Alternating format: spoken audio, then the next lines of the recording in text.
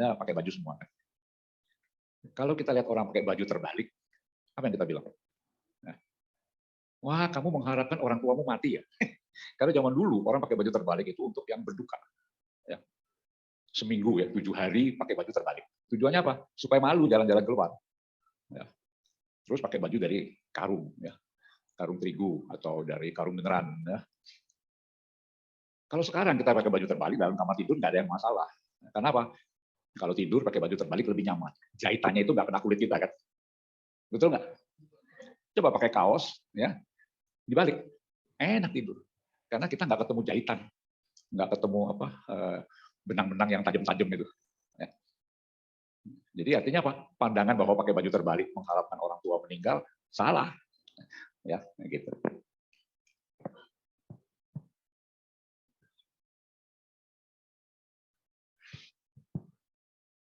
Oke, slide pertama.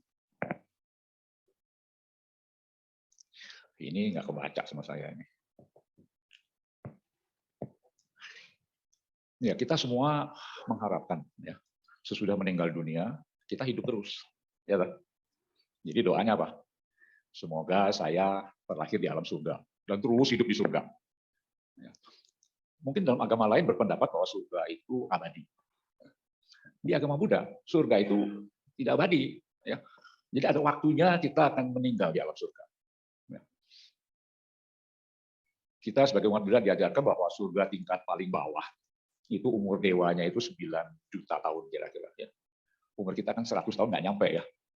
Ya, tapi dewa itu 9 juta tahun. Berapa kali kita lahir mati baru dia mati. Kemudian dewa yang paling tua, yang level 6, itu umurnya 10 miliar tahun. Ya. Jadi lama sekali. Nanti kalau lahir di alam Brahma, yang paling tinggi 84.000 mahakalpa. Tapi itu tidak abadi. Ya. Kalau karmanya habis, usianya selesai, lahir lagi dia di alam yang lebih rendah. Ya. Bisa lahir di alam apaya, ya, alam neraka, alam binatang, alam peta, dan alam asura. Ya. Jadi pandangan bahwa hidup itu sesudah meninggal abadi di surga salah. Ya. Tetapi daripada masuk neraka, lebih baik masuk surga. Setuju nggak? Nah, jadi setiap ada berita orang meninggal, kita berdoa. Semoga almarhumah, almarhum, mendiang lahir di alam bahagia. Itu kan semoga. Apakah doa kita manjur? Belum tentu. Ya. Jadi meskipun kita berdoa, belum tentu dia masuk alam surga. Ya. Mungkin sebagian besar masuk alam peta. Ya. Karena kita harus jujur, ya, mengakui bahwa kita ini masih melekat. Ya. Melekat pada rumah, melekat pada pasangan, melekat pada harta, ya.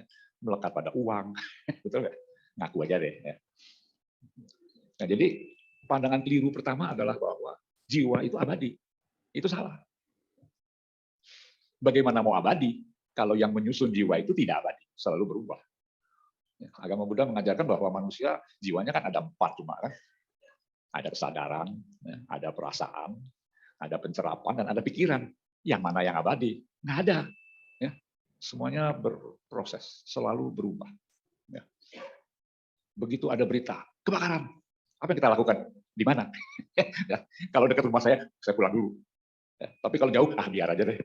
Yang kebakaran kan rumah orang lain, bukan rumah saya. Setuju nggak? Jadi begitu ditanya ada kebakaran, di mana? Arahnya ke mana? Daerah mana yang kebakaran? Begitu. Kalau rumah kita langsung cabut. Ya, biar kebaktian belum selesai, cabut. Lupa nama sekarang lagi. Ya, karena terburu-buru rumah saya kebakaran. Begitu. Ya semoga tidak begitu sih. Ya. Tapi kenyataannya kan begitu kan. Ya. Yang kedua, pandangan bahwa kalau kita menyiksa diri, nanti mesti masuk surga. Ya.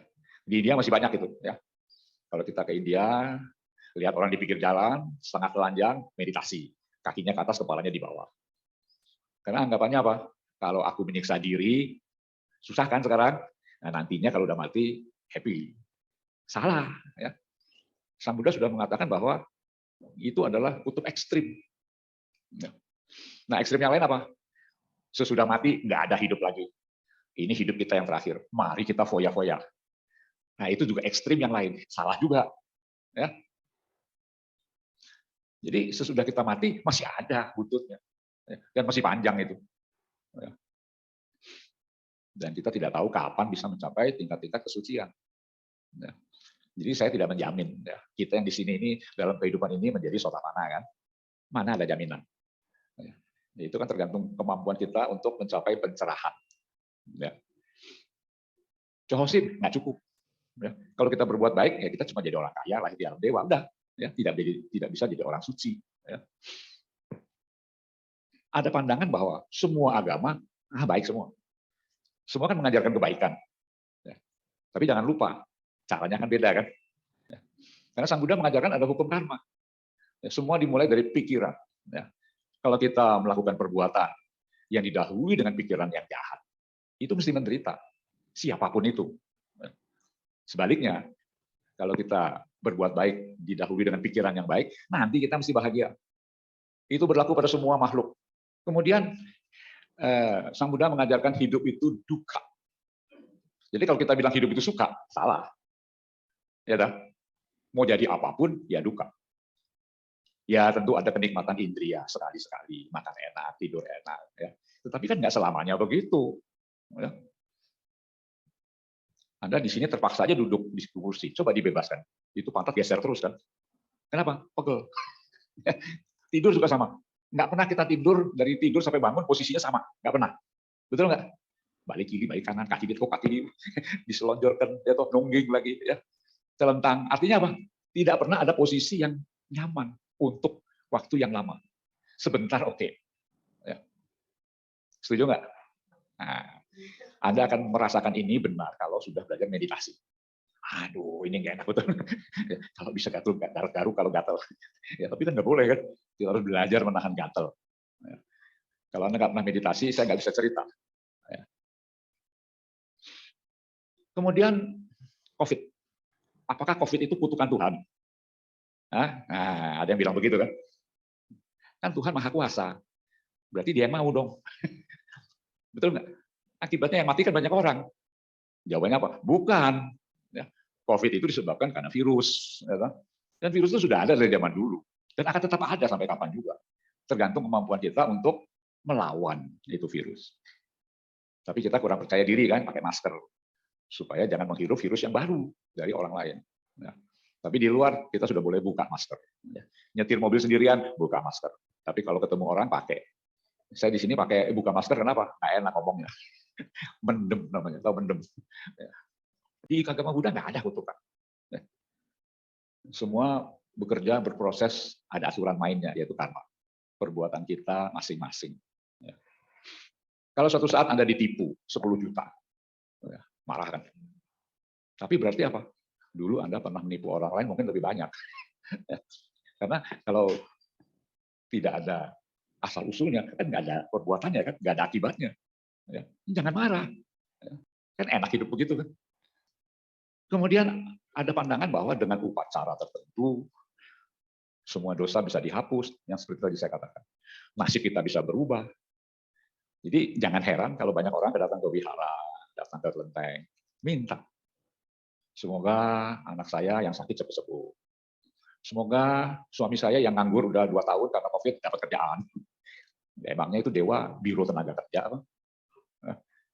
Minta sih boleh, tapi apakah dikabulkan? Saya minta supaya semua orang kalau ketemu saya memberi hormat. Itu kan nggak lucu kan? Kalau ingin dihormati orang, mulailah dengan menghormati orang. Nanti suatu saat semua akan hormat sama kita kalau kita biasa menghormati orang. Jangan minta. Dewanya bilang, ini orang kalau datang ke sini minta dulu. Kapan dia memberi? Nah, jadi ada tulisan, memberi itu awal menerima. Jadi kalau kita biasa memberi, nanti kita akan menerima. Jadi percuma, ya, namaskara 1000 kali, ya, nungging-nungging gitu ya, berdoa tiap hari, tapi nggak berbuat apa-apa, nggak ada hasil. Ya. Jadi action yang penting, ya, berbuat yang penting. Tapi kan sebelum berbuat kita mikir dulu, ya. Jadi sebelum mikir ada pandangan dulu. Maka hari ini kita bicara pandangan dulu. Pandangan yang salah ganti dengan yang benar. Gitu, ya. Saya terus cerita dengan pandangan yang salah. Bahwa nasib kita ditentukan oleh makhluk lain. Siapa? Siapa makhluk yang iseng ngurusi nasib kita? Ya, nggak ada. Ya. Jadi dalam agama Buddha, nasib kita yang tulis. Ya. Jadi apapun yang Anda lakukan hari-hari ini akan berbekas dan suatu saat akan mengatur hidup kita yang akan datang. Nggak usah jauh-jauh lah. Seminggu tiap hari Anda nyolong jemuran. Jangan lama-lama, seminggu aja lah. Terus kita dapat julukan apa? Maling jemuran. Betul nggak? Hah? Setiap hari bunuh satu orang. Itu sih nggak usah seminggu. 2 hari sudah disebut pembunuh, dikejar-kejar polisi. Hah? Jadi artinya apa? Perbuatan kita mewarnai hidup kita yang akan datang. Hah? Karena itu Sang Buddha sudah menganjurkan kepada kita sebagai umat Buddha, Pancasila itu penting. Karena kalau dilanggar, bikin kita susah. Coba mabuk-mabukan sampai nggak bisa bangun. Wah, si Anu mabuk. Kita berhentiin aja dari pekerjaan. Pokoknya ada aja yang terjadi kalau kita melanggar sila kan. Ini yang ibu-ibu nih, yang perempuan coba ganggu suami orang tiap hari satu. Itu istri-istri apa nggak ngamuk semua? Hah? Kok suami saya digoda terus ya? Ya, nah, jadi jangan mulai melanggar sila. Karena Sang Buddha sudah memilih-milih. Kenapa cuma 5? Tapi yang 5 ini penting. Kalau dilanggar, lalu hidup kita berubah. Ya. Setuju nggak? Jadi menjadi upasaka itu seperti mempunyai pagar, ya, pagar pengaman. Ya. Jadi nasib kita ditentukan oleh diri sendiri. Ya, ini bukan sombong. Memang kenyataannya begitu. Mana ada nasib lain? Apa nasib kita diatur oleh makhluk lain? Nggak ada orang iseng, nggak ada makhluk lain yang mau berbuat seperti itu. Kemudian pandangan bahwa sesudah mati nggak ada kelahiran lagi. Nah, ini juga salah. Ya. Akibatnya kita akan hidup sembarangan, ya, foya-foya. Ini kan kehidupan terakhir, mari kita foya-foya. Ya, nah, itu keliru. Jadi tidak mempersiapkan bekal ya untuk hidup yang akan datang. Tadi saya sudah katakan pandangan keliru bahwa dengan berdoa kita bisa lahir di alam bahagia. Ya, kalau orang mati ya kita doakan. Tapi kan kita tahu belum tentu dia masuk alam surga. Yang menentukan dia masuk alam surga atau bukan itu pikirannya sendiri waktu mati. Ya, slide. Pernah ke Grogol nggak? Ke rumah sakit jiwa. Dulu saya tiap hari, tapi bukan jadi pasien. Dulu saya jadi dokter. Ada pandangan bahwa orang gila itu karena disantet, karena diguna-guna. Jadi banyak pasien saya itu keliling dukun dulu. Udah keliling dukun, duitnya habis baru ke rumah sakit. Ya duitnya habis. Tapi ada juga yang pinter, ya. Begitu sakit langsung ke rumah sakit jiwa. Ya, sebagian sembuh, sebagian setengah sembuh. Sebagian 3/4 sembuh, ya, nggak ada yang 100% sembuh. Ada bekasnya. Oh, dia mantan Grogol. Jadi banyak orang sakit jiwa, kalau bisa jangan masuk Grogol. Ya, nanti anak perawannya nggak laku. Padahal nggak ada urusan ya. Saya masuk Grogol tiap hari kan nggak apa-apa kan. Anak perawan saya laku juga kan. Ya, jadi santet, kesurupan itu semuanya ya memang ada ya. 1-2, tapi umumnya ya tidak.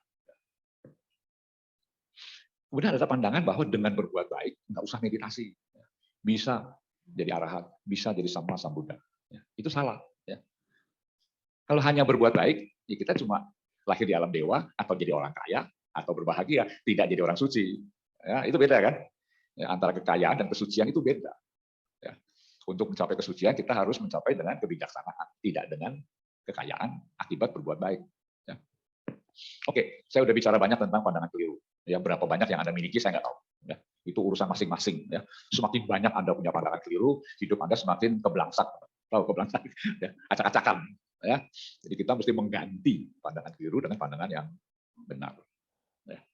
Dulu ada pandangan bahwa itu anak nggak usah dididik, nanti kan baik sendiri kalau udah gede. Mana bisa? Ya. Pisau nggak diasah nggak bakal tajam kan? Kita harus asah. Jadi kewajiban orang tua adalah mendidik anaknya masing-masing.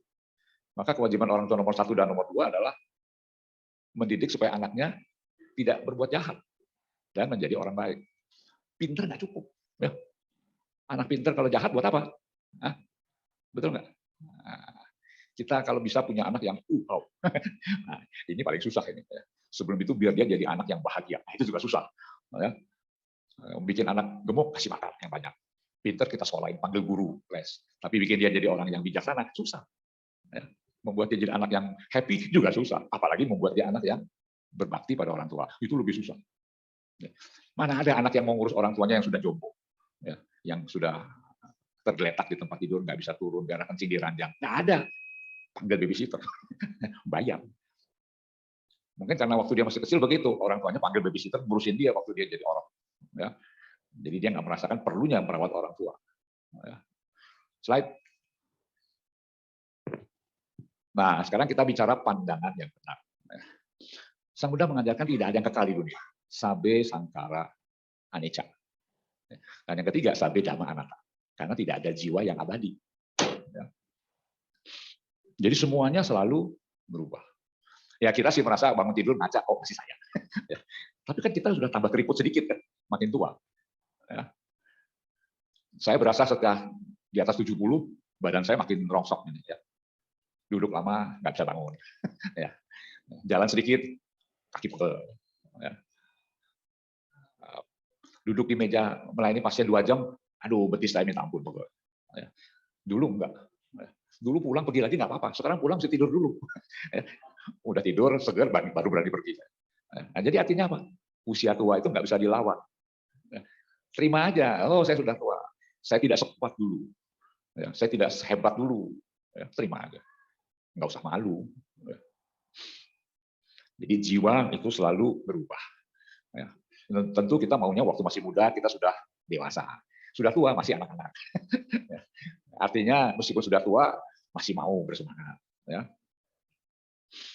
Kemudian pandangan bahwa dengan menyiksa diri, ya kita yang sakit, ya, dan tidak akan ada jaminan sesudah mati masuk surga. Nggak ada. Pernah ada seorang dayang dari Ratu Kema. Begitu dia melihat majikan yang mendirikan putih, ya, dia ikut happy, mudita cita, mati masuk surga. Itu hanya dengan mudita cita. Ya, hebat kan?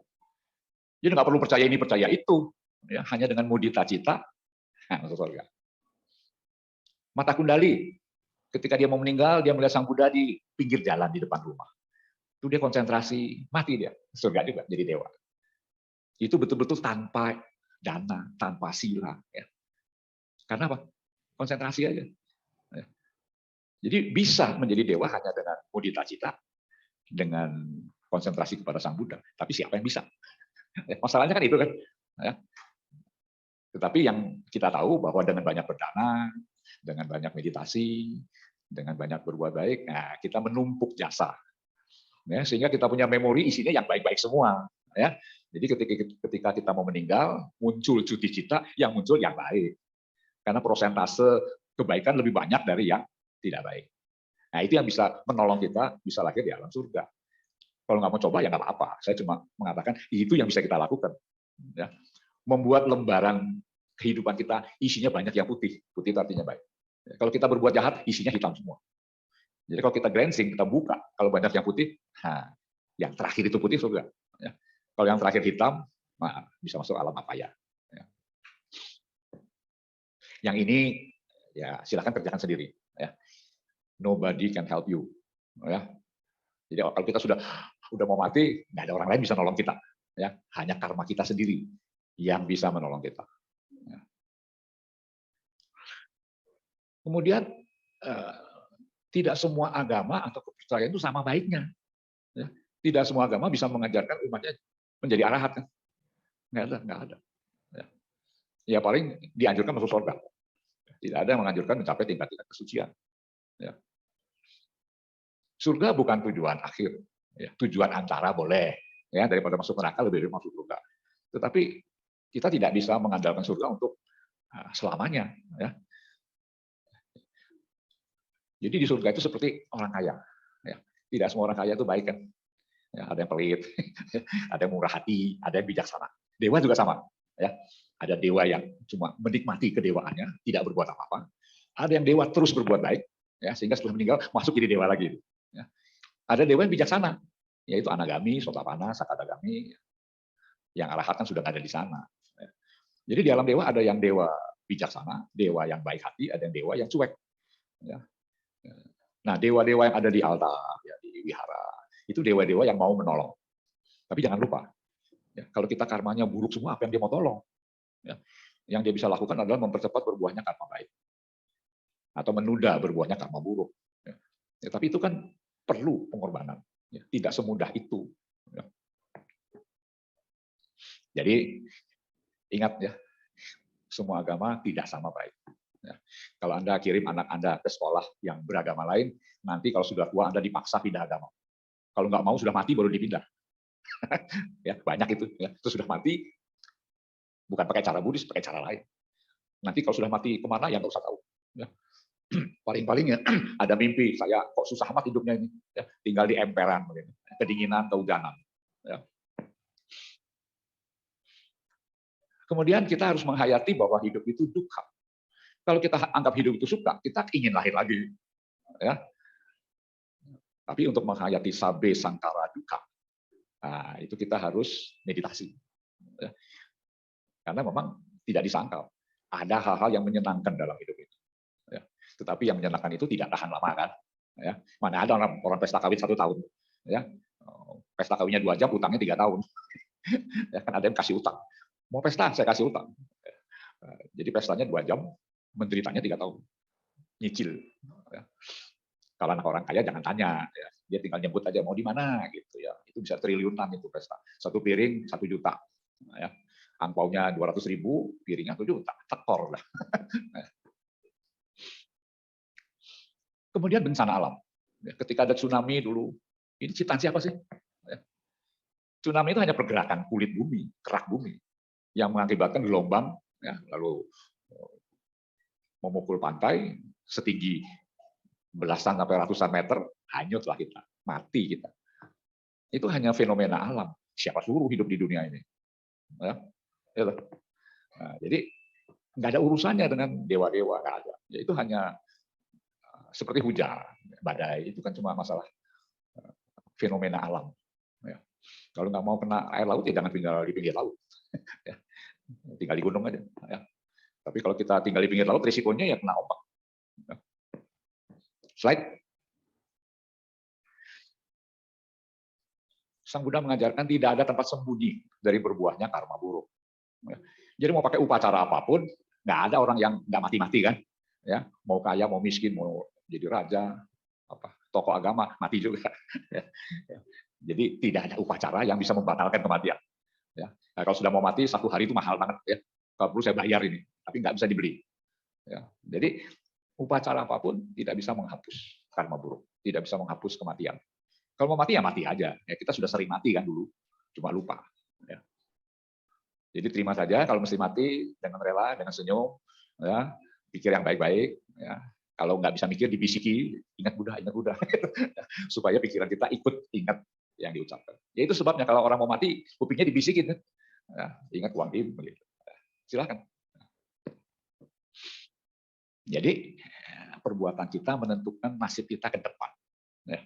Jadi nasib kita ditentukan oleh perbuatan kita sendiri. Itu hukumnya, hukum karma. Ya. Mau dibantah ya boleh. Ya. Kita nggak usah percaya hukum ini. Hukumnya udah bekerja terus dari dulu sampai kapan nggak tahu. Ya. Dan nggak pernah salah. Ya. Hukum karma nggak pernah salah. Nah. Dan kita harus punya keyakinan bahwa setelah mati ya ada kehidupan berikutnya. Ya. Ya. Sebetulnya kita bisa mengingat kehidupan yang lalu. Kalau kita bisa membersihkan batin kita masing-masing. Jadi kita tidak bisa mengingat masa lalu karena batin kita kotor. Ya, habis ini makan di mana? Besok makannya cari makan bagaimana? Mau makan siapa? Jadi karena kita mikir terus yang kotor-kotor, kita tidak bisa melihat masa lalu. Ini kan nggak kaca. Kalau kacanya kotor sama dekil, nggak bisa lihat kan? Ya, nggak bisa buat ngaca, nggak bisa lihat tembus karena banyak kotoran. Jadi itu sebabnya umat Buddha tugasnya adalah membersihkan kotoran dari batin kita masing-masing. Nanti kalau sudah bersih, kita bisa melihat masa lalu. Nanti nggak usah diyakinkan lagi. Karena kita sudah bisa melihat, oh dulu saya begini, saya begitu. Jadi apa, jadi apa. Ya. Kemudian yang berikutnya, berdoa tidak cukup. Ya. Jadi mesti ada perbuatan. Ya. Berdoa kan cuma kita yang ngomong dalam hati. Ya. Itu sebabnya kalau baca parita di rumah, mesti keluar suara. Supaya dewa bisa dengar. Ya. Kalau nggak nanti dewa ngomong apa tadi. Ya. Jadi kalau baca parita, ada suara, meskipun pelan. Ya, kalau kencang ya nanti orang bangun semua kan. Ya. Jangan pakai mic. Ya. Baca tapi bunyi. Baca parita. Dewa perlu mendengar parita. Ya, karena di alam dewa nggak ada wihara dharma suka. Nggak ada VTBS. Ya. Jadi dia harus datang ke alam manusia untuk mendengar parita. Ya. Karena setelah Sang Buddha meninggal, itu dewa nggak pernah ketemu Buddha kan. Ya. Nah, jadi kalau dia dengar kita baca parita, dia happy. Oh, ada yang mengulang ajaran Sang Buddha. Nah, slide. Kemudian gangguan jiwa berat itu disebabkan karena banyak faktor. Salah satunya berbuahnya karma buruk. Jadi mungkin kelahiran dulu dia sudah sakit jiwa. Lahir langsung sakit jiwa lagi. Pernah lihat kan anak autis kan? Sejak kecil sudah sakit dia. Ya, tapi ada juga yang sakit sesudah remaja, sesudah dewasa, sesudah tua. Tapi itu karena banyak hal. Ya. Karena selain faktor karma, ada faktor genetik, ada faktor lingkungan, ya. Ada faktor kepribadian, ada yang faktor ekonomi, ya, karena dia pecat dari pekerjaan, ditinggal kabur sama istrinya. Nah, itu salah satu penyebab orang sakit jiwa. Ya. Saya jadi dokter jiwa lebih dari 40 tahun. Ya. Saya tahun 78 ya, jadi 44 tahun. Menurut saya sih, yang namanya orang gila itu karena dia terpaku pada masa lalu. Ya. Dia tidak mempertimbangkan hari ini dan besok. Ya. Terus mikirin yang dulu-dulu. Nah, kalau sudah kebangetan, halusinasi. Ya. Ada waham, ya, delusion. Dan obat-obat yang diberikan itu hanya menunda, memperlambat kerja otak. Tidak menyembuhkan penyakit. Ya. Jadi, kalau nggak percaya, kenalan sendiri deh. Ya, dengan orang-orang yang sakit jiwa. Ya. Ada yang puluhan tahun berobat, nggak sembuh. Ada yang 5 bulan sembuh. Ada yang 1 bulan sembuh. Ya, jadi tidak tentu, tergantung dia kapan mendapat pencerahan, ya, dan bisa menjawab masalahnya. Begitu dia dapat jawaban, selesai. Ya. Ada orang menganggap saya ini dipecat dari pekerjaan karena sentimen bos saya. Apa betul? Ini belum tentu. Oh, ini karena saya disantet. Siapa yang santet dia? Ya. Jadi akhirnya yang dia pikirin itu, kenapa saya disantet? Kenapa bos saya marah sama saya? Dia nggak pikirin bahwa dia tuh kerjanya malas, bodoh, salah melulu. Dia nggak pikir ke situ. Yang dia pikir orang lain yang membuat dia susah. Ya. Oke? Dan hanya dengan berbuat baik tidak cukup untuk menjadi arahat. Ya. Jadi kita harus belajar dhamma. Dhamma itu ada di mana-mana. Di dalam diri kita, di luar kita. Cuma kita nggak mau lihat. Ya. Kalau kita nggak mau lihat, ya kita kan nggak pelajari. Ya. Slide. Slide.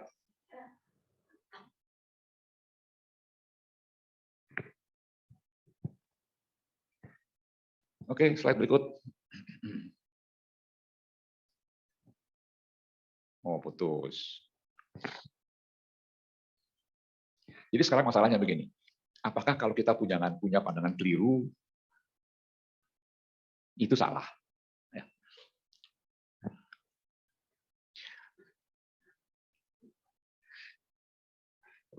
Jadi kalau kita menganggap punya pandangan keliru itu merugikan, maka kita harus ganti, kan?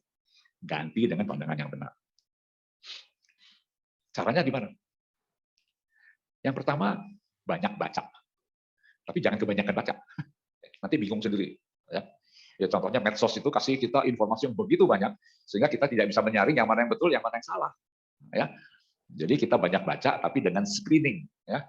Dengan memilah-milah, ini ajaran yang baik, ini ajaran yang tidak baik. Ini pendapatnya benar, ini salah. Ya. Yang salah, buang. Yang baik, ambil. Ya. Kemudian yang kedua, mendengar. Nah, sekarang ada di sini mendengar. Mendengar saya ngomong. Ya. Yang pindah apa? Suara. Ya. Saya bicara di mic, disiarkan di speaker, Anda dengar suara. Suara itu masuk ke dalam otak. Lalu dibandingkan dengan pengalaman yang dulu. Itu dokter Surya ngomongnya salah. Bisa begitu kan? Sepertinya betul juga. Begitu. Itu pendapat Anda kan. Jadi mesti di cross check lagi. Ajaran Sang Buddha itu luar biasa. Kita boleh ngecek. Ini benar apa salah ini ajaran. Ehipassiko namanya. Ya. Kalau ragu-ragu, tanya. Daripada salah terus, ya. Nggak ngerti terus, tanya. Misalnya gini, ada duka Arya Saca ya, di dalam 4 kesunyataan mulia. Lalu ada sabe sangkara duka. Yang mana yang benar? Yang mana yang saya mesti pakai? Nah, gitu. Itu penjelasan yang berbeda kan. Ya, duka Arya Saca itu menjelaskan duka yang ada pada manusia. Sedangkan sabe sangkara duka itu menjelaskan yang ada di alam semesta. Segala sesuatu yang pernah tercipta maupun yang tidak pernah tercipta, duka. Nah, gitu. Ya, jadi artinya kita harus mencoba memahami itu. Sama-sama duka. Ya. Kira-kira begitu. Ya. Jadi kalau tidak mengerti dari yang kita baca, dari yang kita dengar, tanya. Tapi Sang Buddha sudah meninggal 2.600 tahun yang lalu. Jadi sumber bacanya adalah Tipitaka. Ya. Anda boleh tanya para biku, pandita yang menurut mereka lebih pintar dari orang umat biasa. Tapi saya nggak merasa begitu sih. Ya, yang penting ya, kita coba memahami Dhamma dengan cara kita masing-masing. Ya. Kemudian kita boleh membahas, mendiskusikan ya, Dhamma itu. Itu tidak salah. Itu namanya meragukan dalam tanda kutip. Sama ketika seorang guru mengajar kepada kita, ibu kota Jepang adalah Tokyo. Apa benar? Ini guru kan nggak pernah ke Jepang. Bagaimana dia tahu ibu kota Jepang itu Tokyo? Itu namanya keraguan. Nanti sesudah dewasa, punya duit, bisa terbang ke Tokyo, nah baru kita buktikan. Oh, yang guru nggak dulu ngajar tuh benar itu. Ya, Bapak ibu kota Jepang adalah Tokyo. Saya sudah datang di Tokyo. Ya, itu namanya pembuktian. Ya, jadi ajaran Sang Buddha seperti itu. Ya, buktikan. Ya. Nah, kemudian kita mesti praktek. Ya, praktek itu artinya melaksanakan. Ya. Kalau Anda disebut, mari kita berdana, kita berdana. Hasilnya apa? Nggak tahu. Kita berharap dengan berdana, kita suatu saat hidup lebih sejahtera, kan? Tapi yang penting dengan berdana kita mengurangi kemelekatan pada uang. Ya, toh? Dulu dompet kan kita urut ya, cepeceng di kanan, ceban di paling kiri kan. Dulu saya kasih ceban aja. Karena nyumbang ceban saya rela, cepeceng nggak rela. Lama-lama cepeceng aja. Karena Dhamma lebih mahal dari cepeceng kan.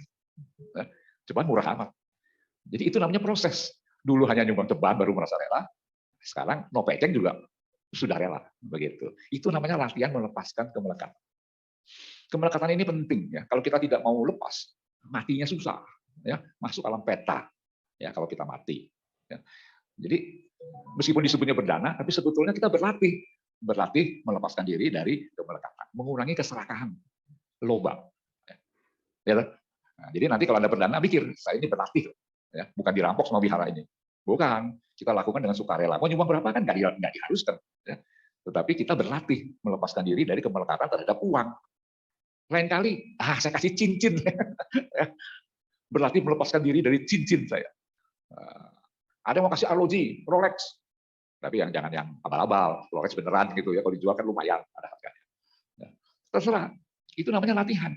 Praktek Dhamma. Ya. Sila keempat, bersikap ramah. Ya. Kalau ngomong yang benar, ya, tidak maki-maki. Itu latihan juga tiap hari. Hari ini saya mau praktek Dhamma. Ya. Nggak ngomel-ngomel. Gitu. Sadar apa yang kita ucapkan. Itu namanya praktek. Ya. Jadi praktek Dhamma itu nggak banyak. Sila, ya, dana, sila, samadhi, itu 3. Ya.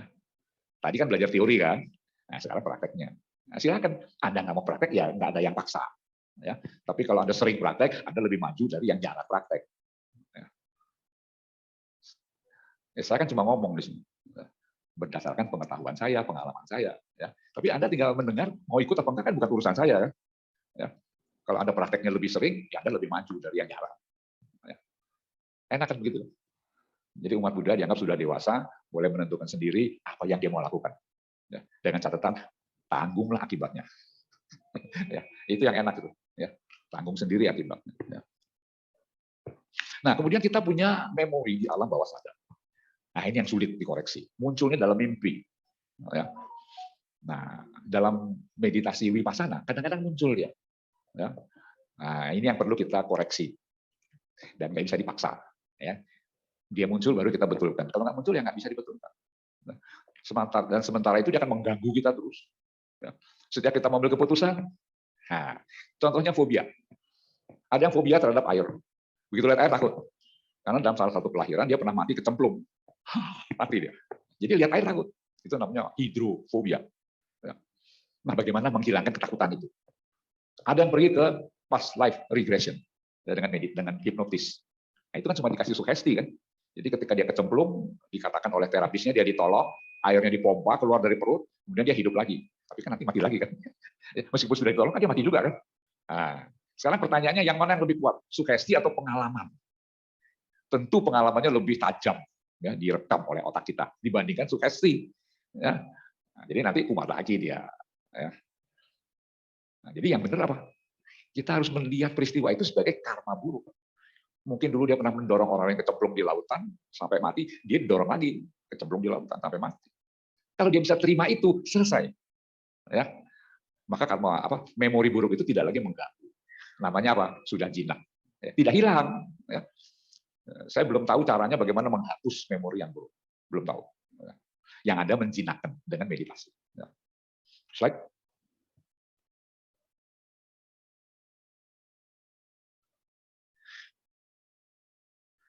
Slide. Ini soalnya bukan saya yang ngatur ini. Nah, jadi mempertahankan pandangan keliru adalah salah, ya, dan merugikan diri sendiri. Ya. Karena pikiran yang keliru akan berlanjut dengan ucapan yang keliru dan perbuatan yang keliru. Ya, betul kan? Ya, kalau sudah salah di depan, buntutnya salah. Ya. Jadi kita harus ganti. Ya, kita harus cari guru yang bijaksana, yaitu Sang Buddha. Ya. Yang dapat mengajarkan tentang pandangan benar. Ya. Pikiran benar, selanjutnya ucapannya menjadi benar, dan perbuatannya menjadi benar. Ya. Slide.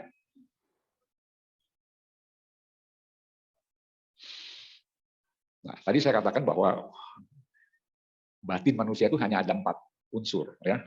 Kesadaran, pencerapan, perasaan, dan pikiran. Kesadaran namanya cita, ya. Pencerapan namanya sanya, perasaan namanya wedana, pikiran atau kehendak namanya sangkara.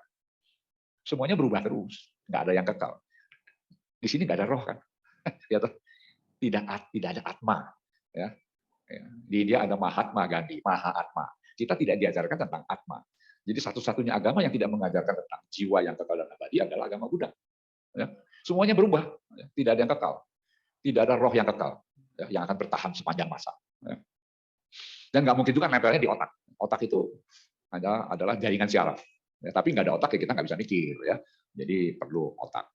Kalau otak-otak di pasar banyak, ya, tapi otak adalah organ yang penting untuk berpikir. Ya. Slide.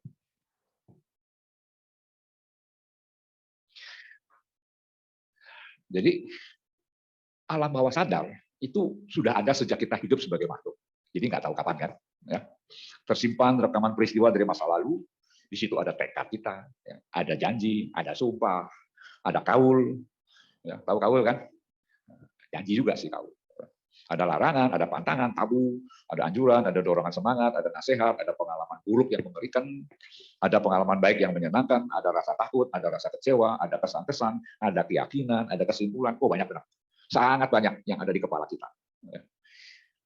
Otak kita ini memuat kira-kira 200 miliar sel. Kalau kita lihat patung Buddha, kepalanya kan nongol ke atas kan. Ya, mungkin isi sel otak Sang Buddha tuh 4 kali dari kita. Karena dia harus mengingat dari 100.000 kalpa ditambah 4 sangkya kalpa. Itu diolah sehingga menjadi pencerahan sama Sang Buddha. Ya. Prosesnya sampai sama Sang Bodhi, ya, tapi beliau dapat gelar sama Sang Buddha. Ya. Nah, kita ini kan orang biasa, bukan orang pintar. Ya. Jadi otak kita rata-rata ya 200 miliar. Ya. Dan sesudah usia 16 tahun, semakin lama semakin banyak yang rusak. Jadi nanti kalau sudah tua ya pikun. Nah, itu normal kan. Ya. Mana ada orang makin tua makin bright, nggak ada. Makin cepat otaknya nggak ada. Karena itu IQ akan menurun dari umur 16, ya, turun terus sampai tua, makin tua makin turun. Ya. Nah, nanti ingat wajah, namanya lupa. Ingat nama, mukanya lupa. Itu namanya pikun. Ya. Itu normal itu. Ya. Tapi kalau pikunnya kebangetan, rumah di mana lupa, istri orang diambil karena lupa. Ya. Jadi itu bahaya. Ya. Jadi kalau Anda sudah mulai pikun, pakai gelang yang ada nama, alamat, dan nomor telepon. Ya, supaya kalau nyasar ketangkap sama hansip, ya keluarga bisa dihubungi. Ya. Ya. Tapi kalau belum lupa kayak gitu ya nggak usah. Ya. Slide. Jadi sejak kapan manusia menyimpan itu memori? Ya, jadi sejak kita dilahirkan sebagai makhluk hidup, jadi tidak tahu kapan, sudah lama sekali, ya, sudah jutaan kali atau triliunan kelahiran. Ya. Mungkin kita pernah lahir di alam apa ya, alam dewa atau manusia. Ya. Nah, kita tidak bisa mengingat, lupa karena batin kita kotor. Ya. Ibarat kaca atau cermin yang kotor. Ya. Slide. Jadi what to do? Jadi kita berbuat apa yang bisa kita lakukan? Jadi tadi saya sudah katakan, tidak bisa menghapus memori yang buruk. Ya. Ada seorang tentara di Vietnam. Ketika dia lagi dinas, ada terasa kerusuk, dia pikir itu Vietcong. Dia tembak. Pagi-pagi dia lihat, yang mati itu bukan tentara Vietcong, tapi 8 anak kecil, ya, yang lewat di situ. Lalu setelah perang selesai, dia murung. Dia telah membunuh 8 anak kecil yang tidak bersalah. Akhirnya dia cuma mengurung diri di kamar, nggak mau keluar. Ya. menyalahkan diri sendiri. Lalu ketika bertemu dengan Biku Thich Nhat Hanh, kamu itu mikirin masa lalu. Ya betul, kamu pernah membunuh 8 orang anak kecil, tapi kan masih banyak puluhan ribu, ratusan ribu anak kecil lain yang perlu diurus. Ya. Lalu dia mulai meninggalkan memori itu, ya. Lalu mulai bergabung dengan lembaga yang mengurusi anak-anak korban perang. Nah sekarang dia happy. Nah, meskipun dia pernah membunuh 8 anak kecil, tapi sekarang dia sudah nolong ribuan orang anak kecil. Ya. Itu yang penting. Ya. Masa lalu tidak akan kembali. Ya. Dia tidak bisa kembali ke masa itu, dia berhenti nembak anak kecil. Tidak bisa. Itu sudah dilakukan. Terimalah karmamu. Ya. Tetapi sekarang dia menjadi orang yang berguna. Ya. Menolong orang lain yang perlu ditolong. Oke, itu yang dimaksud. Ya. Jadi kita tidak bisa menghapus masa lalu, ya. Tapi kita bisa melakukan hal yang lain. Ya. Sehingga masa lalu itu lama-lama bukan terlupakan. Ya tetap ada. Ya. Tetapi tidak mengganggu hidup yang sekarang. Ya. Jadi yang dapat dilakukan adalah memahami atau mengerti, ya. Lalu membiarkannya sehingga suatu saat tidak mengganggu lagi. Ini yang terjadi dengan tentara itu. Ya. Meskipun dia pernah membunuh 8 anak kecil, tapi sekarang dia menjadi orang yang berguna untuk orang lain. Ya. Tidak lagi menyalahkan diri sendiri, mengutuk diri sendiri, ya, nangis, ya, memukul kepalanya, tadinya begitu. Ya. Jadi yang dapat dilakukan adalah dengan melakukan banyak hal-hal yang positif, sehingga jumlah memori yang positif secara relatif akan menjadi lebih banyak dari memori yang negatif. Ya, dia membunuh 8 anak, tapi dia menolong puluhan ribu anak, kan jadi lain kan? Saya sudah jadi orang yang lain, bukan lagi pembunuh, saya penolong saya sekarang. Saya kira semua orang bisa melakukan hal yang sama. Ya. Masa lalu tetap ada, tidak akan hilang. Tapi marilah kita mulai dengan masa depan, ya, yang berguna buat diri sendiri maupun orang lain. Slide. Nah ini sama Wayama, ajaran Sang Buddha, ya, yaitu mempertahankan atau mengembangkan pandangan atau pikiran baik yang sudah ada, ya. Lalu memunculkan atau membangkitkan yang belum ada. Nah sekarang ini Anda mendengar yang belum ada, ya. Nah, kemudian mengurangi atau menghapus pandangan pikiran buruk yang sudah ada. Nah ini ngomongnya gampang, prakteknya susah. Ya, yaitu dengan tidak memperhatikan, ya. Bukan dilupakan, dibiarkan aja. Nah, kita pikirin yang lain aja, ya. Yang negatif itu biarkan, jangan berkembang. Ya. Kemudian mencegah atau menghalangi munculnya pandangan atau pikiran buruk yang belum ada. Nah, itu dengan pergaulan, ya. Jangan bergaul dengan orang dungu, nanti kita ikut dungu, ya. Ikut bergaul dengan orang yang melanggar sila, kita ikut melanggar sila. Ya. Slide.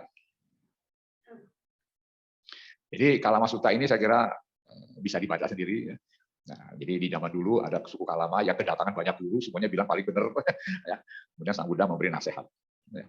Wahai suku Kalama, janganlah kalian mengikuti begitu saja tradisi lisan, ajaran orang-orang tua, kata orang-orang yang tertera di kitab-kitab suci, penalaran yang masuk akal, penalaran lewat kesimpulan, perenungan tentang alasan, penerimaan pandangan setelah memikirkannya, ucapan pembicara yang kelihatannya menyakitkan, atau karena kalian berpikir pertapa itu kan guru saya, jadi mesti benar. Nah, ya, jadi ini lanjut. Namun setelah kalian mengetahui sendiri hal-hal ini adalah tidak bermanfaat, hal-hal ini dapat dicela, hal-hal ini dihindari oleh para bijaksana, hal-hal ini dapat jika dilaksanakan dan dipraktekkan akan menyebabkan kerugian dan penderitaan. Maka kalian harus menolak dan meninggalkannya. Ini kan urusan kita ya setelah kita mengalami. Oke, jadi saya kira sekian dulu ya penjelasan dari saya. Ya, terus terang saya udah capek juga ya ngomong terus. Nah, jadi saya persilakan andai kata ada para hadirin yang ada di sini maupun yang ada di online mau bertanya, saya coba akan menjawab dengan baik. Waktu saya serahkan. Selamat siang Romo. Di zaman modern ini kita semua kalau ada masalah medis tentu pasti ke dokter. Buka aja mic Mas. Di zaman modern ini kalau kita ada masalah medis pasti kita ke dokter. Tetapi ada juga kan hal-hal penyakit itu dari yang non medis. Jadi kalau kita menghadapi masalah ini pasti kan kita cari mungkin istilahnya kan orang-orang pintar. Salah satunya mungkin yang terkenal itu kan mungkin kita cari tahu lah. Wah ada orang tunjukin wah di TPK sana ada orang-orang pintar gitu. Yang kita sebut petatung gitu. Yang saya tanyakan kan mereka itu kan maksudnya punya niat menolong. Mereka bisa menyembuhkan hal-hal yang di luar medis dan juga mereka bisa meramal mungkin masa depan di mana. Namun pasti saudara-saudara sedama di sini juga banyaklah yang pernah menanyakan, apalagi untuk hal-hal yang masa depannya gimana gitu. Yang saya tanyakan, eee, ini apa, pendapat sebagian orang, entah benar entah salah, untuk petatungnya ini, mereka kan cuma sebagai medium, dan pendapat sebagian orang, mereka itu nantinya tidak baik gitu, apalagi untuk meramal-meramal begitu. Yang saya tanyakan, apakah, Sang Buddha ini ada menjelaskan untuk orang-orang yang sebagai, medium dan meramal itu, karena tidak baik. Apakah bisa dijelaskan? Mungkin ada di Parita atau di Dhammapada. Yang saya tanyakan itu. Ini pertanyaannya, apakah menjadi medium itu baik gitu ya? Hah? Yang ditanya kan mediumnya kan? Iya. Boleh nggak jadi medium gitu? Iya. Kalau niatnya kan memang baik ya, Romo. Ya, Anda medium bukan? Bukan. Kenal medium nggak? Enggak. Di sini ada nggak yang medium? Saya kurang tahu. Itu jawabannya jujur ya. Jadi begini, medium itu ibarat orang, dia punya kelebihan. Ya. Misalnya begini, kalau Anda buka telapak tangan, saya tanya, di telapak tangan Anda ada bakteri nggak? Bukan, nggak lihat. Nah, jadi secara teori, di telapak tangan kita ada bakteri. Ya. Tetapi kita tidak bisa lihat. Nah, medium itu seperti orang yang bisa mengambil swab dari telapak tangan kita. Lalu dia ambil mikroskop dan kasih tahu, oh di telapak tangan Anda ada 5 macam bakteri, A, B, C, D, gitu. Ya, jadi dia punya kelebihan. Ya. Jadi makhluk halus ini di alam semesta ada penghuni alam baka. Itu kita jarang lihat, ya, karena memang dia terkurung ya, di penjara sana. Tetapi alam peta dan asura, dewa, itu bisa dilihat. Ada yang mau memperlihatkan diri kepada manusia, ada yang tidak. Ya. Lalu ada orang yang mampu melihat, ada orang yang tidak mampu melihat. Ya. Nah, tadi kan saya bilang, orang yang batinnya bersih bisa melihat. Ya, tapi yang kotor bisa melihat sebagian. Ya. Anda bisa melatih diri untuk melihat makhluk halus kalau mau. Ya, tapi nanti kalau sudah lihat kan serem. Ya, di mana-mana banyak makhluk lain ya, yang tidak seperti ini, jumlahnya lebih banyak. Nah, dan wanita yang sedang mens itu di belakangnya itu ngantri itu penghuni alam peta mau minum darahnya. Wanita mens tiap bulan kan, tiap bulan itu dia menjadi sumber minuman untuk penghuni alam peta. Kalau Anda ke dapur, ke WC mau buang air besar, di bawah itu sudah nganga itu mulut, menampung Anda punya feses. Ya. Kalau Anda kencing, ditampung dia, diminum. Ya. Kalau Anda dulu banyak orang bisulan ya, nanah itu dimakan oleh penghuni alam peta. Di rumah sakit penuh dengan alam peta, darah-darah kotor, ya, air ketuban, ya, itu menjadi makanan. Ya. Nah, sekarang yang menjadi masalah, kalau punya kemampuan lebih, ya boleh, ya, tapi digunakan untuk apa? Ya. Kalau digunakan untuk menolong, ya silakan. Ya. Ada orang yang mampu berkomunikasi dengan makhluk lain, dengan makhluk peta. Cuma berkomunikasi. Tapi ada juga yang bisa selain komunikasi, bisa lihat. Ya. Dia lihat makhluknya, bisa ngomong begini. Ya. Kita kan nggak bisa. Ya. Kalau Anda mau, kan tadi saya bilang, bisa belajar, bisa berlatih. Ya. Nah, mengenai yang meramal ini sangat sulit. Ya. Ya. Saya dulu pernah ke India diramal, namanya apa? Pakai garis-garis tangan begitu ya, orang-orang India. Ya, begitu waktunya karma buruknya berbuah, kita sudah lupa kan. Ya. Jadi kalau mau meramal ya silakan. Ya, tapi kan hidup kita kan nggak lebih banyak dari hari-hari begini kan. Ya. Jadi artinya paling yang diramalkan, oh umur sekian kamu akan dapat karma buruk. Mati diantar Allah oleh 3 orang anak, anaknya 5, yang antar cuma 3, yang 2 ada di luar negeri, misalnya begitu. Ya, atau ada yang meramalkan, oh tahun depan Anda bisa ke Jepang misalnya. Ya. Tetapi manfaat buat kita apa sekarang? Nah, ya. Jadi silakan yang meramal. Ya, tetapi manfaat dari ramalan itu apa sekarang? Kalau mau ya tidak dilarang. Saya tidak mengatakan bahwa di dunia ini nggak ada santet. Ya. Karena memang ada 1-2 kasus yang tidak bisa dijelaskan secara ilmiah. Contohnya dulu di Balikpapan ada ibu yang dari perutnya keluar kawat tembaga. Kita ini bukan pabrik tembaga, ya, bukan tambang tembaga. Jadi kalau keluar kawat dari perut, itu pasti tidak bisa dijelaskan secara medis. Kemudian ada seorang anak usia 9 tahun perempuan ketika dioperasi betisnya itu keluar besi 9 batang. Nah, itu juga tidak bisa dijelaskan karena kita tidak produksi besi. Ya, jadi pasti dimasukkan oleh orang lain, dikirim namanya. Nah, seringkali kalau kita dikirim paku, kita cari dukun lain, tolong pakunya dikeluarkan. Nah, nanti yang ngirim kasih yang lebih gede. Kita keluarkan lagi, dia kirim lagi yang lebih gede. Nah, daripada begitu kan capek kan. Jadi lebih baik kirim meta kepada yang nyuruh situ dukun kirim paku. Tolonglah kamu berhenti membenci saya. Ya, berhentilah ngirim paku dengan meta. Dan nanti lama-lama kalau dia sudah kena meta kita kan dia berhenti ngirim paku. Ya, tanpa kita suruh dia akan tarik kembali pakunya. Karena nyantet orang itu karma buruknya berat. Baik bagi orangnya yang nyuruh, yang bayar, baik buat dukunnya, maupun baik buat asuranya. Karena yang mengerjakan itu asura, ya. Bukan peta, bukan dewa. Dewa nggak mungkin mau, asura. Nah, jadi kalau mau tahu begitu ya silakan. Tetapi buat saya manfaatnya nggak besar. Tidak menjamin kita menjadi suci dengan cara begitu. Ya, kita hanya punya kemampuan lebih. Ya. Nah, jadi silakan kalau mau belajar untuk melihat makhluk halus silakan. Ada yang terbuka matanya katanya, ada yang bisa dibuka, ya, dibuka sehingga bisa melihat silakan. Ya. Tapi buat saya manfaatnya hanya itu, hanya bisa melihat saja, ya, tidak bisa berbuat apa-apa, ya, dan tidak bisa menjamin kita menjadi orang suci. Ya, jelas jawaban saya. Ya maksud saya yang saya tanyakan gini, buat si orangnya itu yang melakukan pekerjaan seperti begitu, itu boleh apa enggak? Siapa yang larang? Lalu yang kasih izin siapa? Bukan, maksudnya ini dari pandangan Buddhis, apakah ada dibahas oleh Sang Buddha gitu? Saya tidak pernah baca. Tapi Sang Buddha sendiri kan punya kemampuan itu. Ya, dia bisa melihat masa lalu orang lain, ya, lalu bisa melakukan hal yang paling baik untuk orang itu. Ya, jadi Sang Buddha sendiri dengan kemampuannya bisa menolong orang lain. Jadi berarti tidak dilarang kan? Kalau tujuannya baik.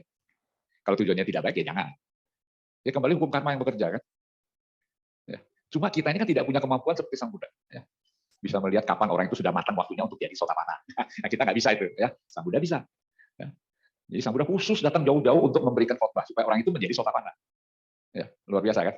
Nah, kita belum punya kemampuan itu. Oke? Ya udah, oke, masih Romo. Kapan mau buka praktek? Ya, terima kasih atas pertanyaannya, Romo. Ini kebetulan ada pertanyaan yang mirip ya. Namo Buddhaya Romo, apakah tatung atau kerasukan dewa yang tadi mungkin pertanyaan mirip adalah pandangan yang benar atau yang keliru? Apakah hanya pikiran yang salah? Tatung, kerasukan dewa, tatung. Begini, Sang Buddha mengatakan tidak ada tempat yang kosong, ya, dari makhluk halus. Ya. Jadi kalau satu tempat dipuja orang, dihormati orang, maka dewa banyak di situ. Nah, jadi kalau kita, apalagi kita banyak baca parita, dewa lebih banyak lagi di situ. Ya, kan tadi saya bilang di alam dewa kan nggak ada yang baca parita, nggak ada kaset. Nah, jadi di alam manusia ada. Nah, jadi tempat-tempat di mana orang memuja, menghormat di situ banyak makhluk halus, dewa terutama.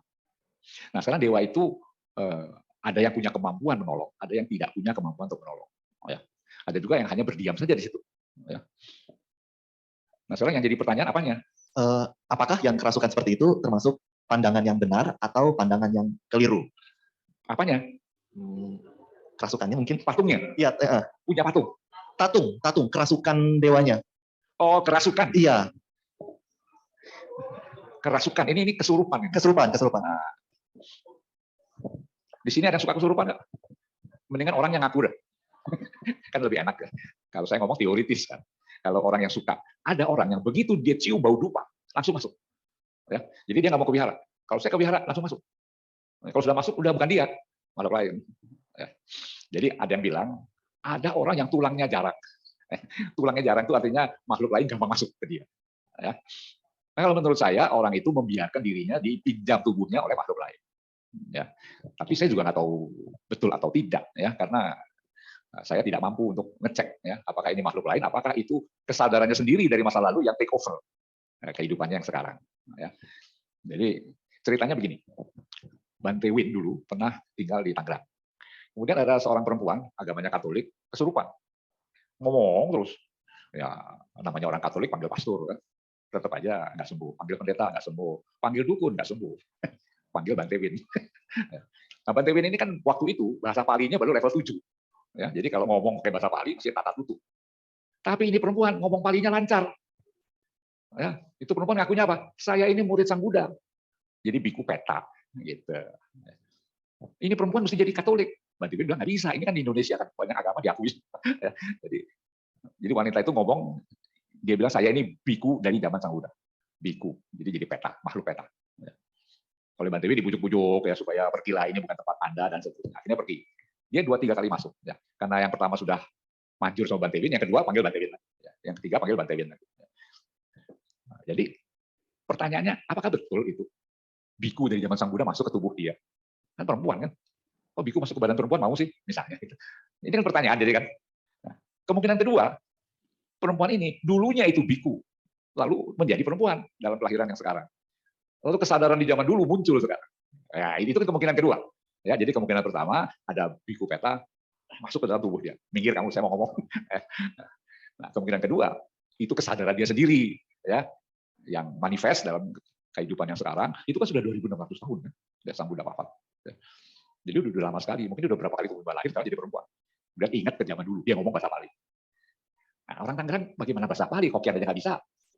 Ya, orang Hokian tuh nggak bisa ngomong kayak nggak bisa, ngomong Hokian nggak bisa, apalagi bahasa Pali. Dia ngomong bahasa Pali lancar. Ya, ya. Jadi kemungkinannya dua kan. Yang pertama, betul itu biku masuk ke dalam tubuh dia, ngomong kayak bahasa Pali. Ya. Nah, yang kedua, kesadaran dulu ketika jadi biku itu muncul sekarang, meskipun dia sudah jadi perempuan yang lain. Saya tidak tahu yang mana yang betul. Ya. Tetapi kalau kita sembarangan seperti Jai Langkung gitu ya, itu kan yang masuk peta. Ya. Jadi sebaiknya sih jangan main-main dengan makhluk lain. Kasihan dia kan juga punya urusan sendiri ya.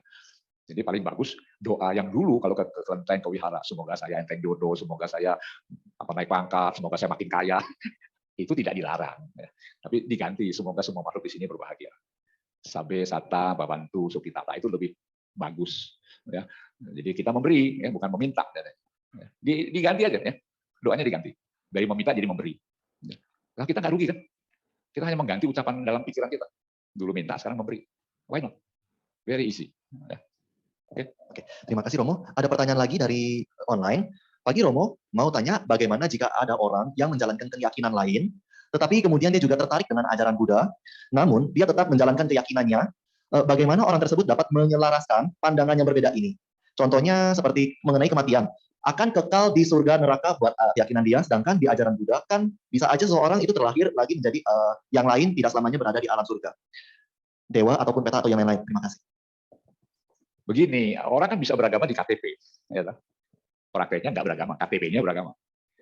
Jadi tidak dilarang orang beragama lain belajar Dhamma. Dhamma itu ajaran universal. Dewa aja belajar Dhamma.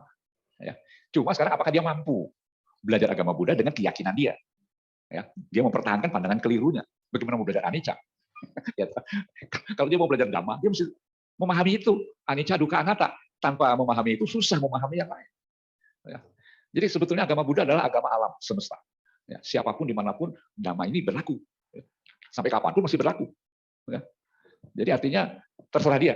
Ya. Kalau dia mau belajar Dhamma, praktek Dhamma, dia kepaksa harus mengganti pandangan kelirunya dengan pandangan benar. Kalau dia nggak mau, ya urusan dia kan, bukan urusan saya kan. Ya, terima kasih Romo. Masih ada satu pertanyaan lagi. Sebelum saya bacakan pertanyaan dari kertas, apakah ada yang ingin bertanya secara lisan kembali? Oke. Ya, Romo, ini ada pertanyaan titipannya dari ada di kertas. Selamat pagi, Namo Buddhaya Romo. Jika sepasang suami istri ingin menggugurkan kandungan dengan alasan ekonomi, apakah hal tersebut melanggar sila pertama? Lalu yang kedua, apakah embrio atau janin yang baru berusia 1-3 bulan sudah memiliki nyawa? Ya, kalau menggugurkan kandungan dengan alasan ekonomi itu salah. Ya, cari aja donatur di sini pasti ketemu. Atau cari yang kepingin punya anak. Mau nggak ambil anak saya adopsi? Daripada anaknya digugurkan melanggar sila pertama masuk neraka. Ya. Jadi alasan ekonomi tidak bisa diterima.